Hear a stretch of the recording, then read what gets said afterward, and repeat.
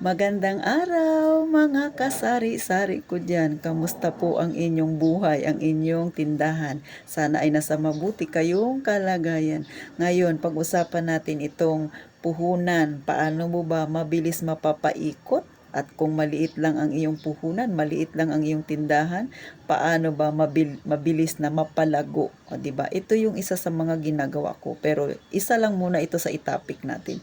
Siyempre, pagkabaguhan ka pa lang, ang una mong pakikiramdaman, ano ba yung mga item mo na mabenta?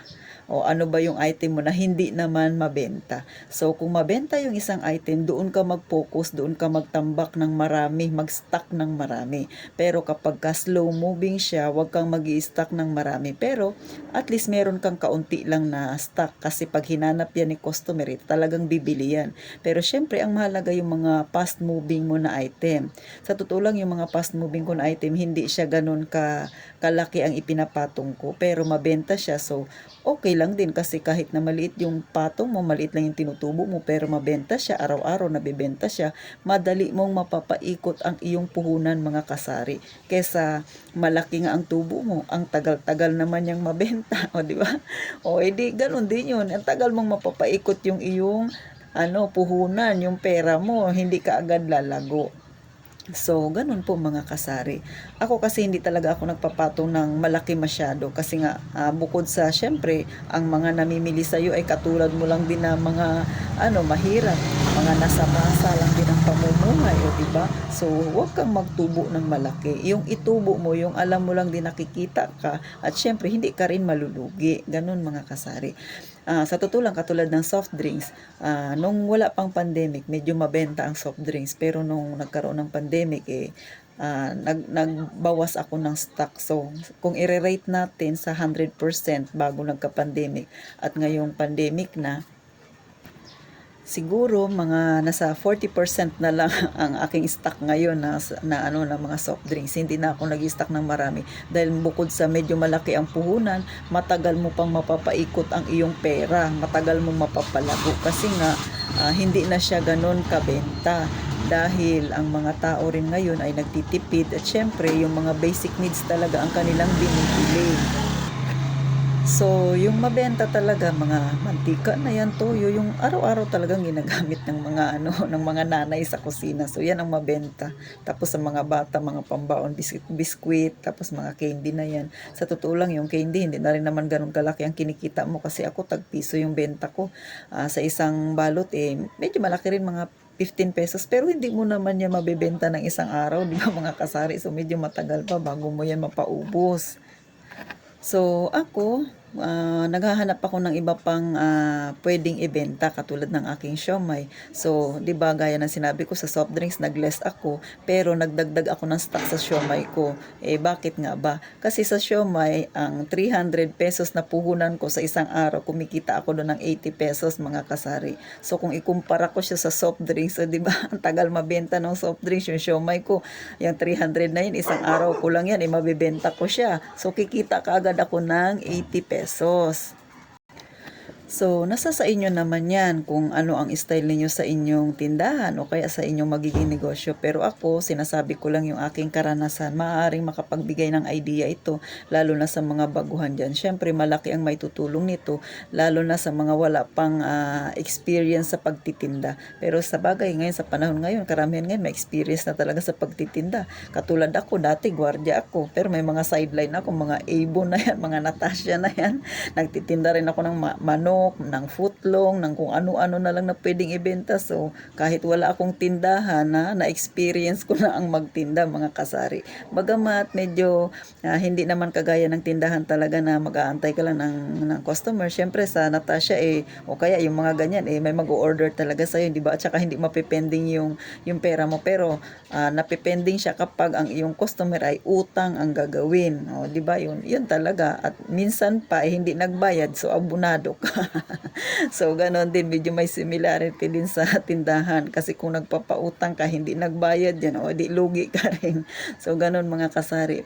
Pero ito, syempre, maiba tayo ng kaunti. Kaya, pag ikaw ay may tindahan, wag na wag kang basta-basta magpapautang. Pero, syempre, nasa sayo yan ang desisyon. Kung gusto mong sumakit ang ulo mo, di ba, magkaroon ka ng mga wrinkles kaagad, magpautang ka sa mga makukunat.